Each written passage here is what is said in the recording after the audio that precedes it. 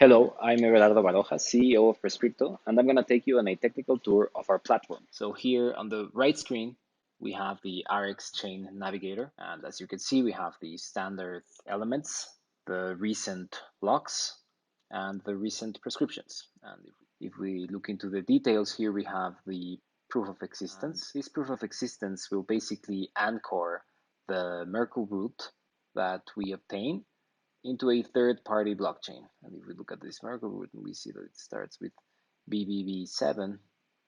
And if we go into this blockchain, we can see that we have the BBB7 payload saved into the Dash blockchain. Now we're going to the left window where we have Prescrypto, and this is basically a regular form. Let's just here test diagnosis, and here let's choose some medications. Now I want the free medication here, and let's choose aspirin.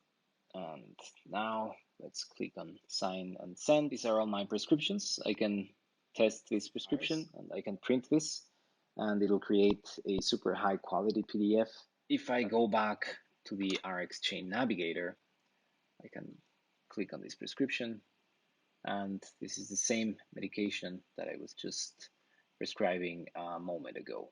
We can access a few more additional features with the RxChain wallet. These are non-fungible data tokens. I can click on one of these and I can decrypt that medication. I can transfer it. I'm going to transfer myself my previous data and pasting my public key here. And I'm going to click transfer. Here I go. I have a new prescription which I can decrypt, and I have the same medication as before.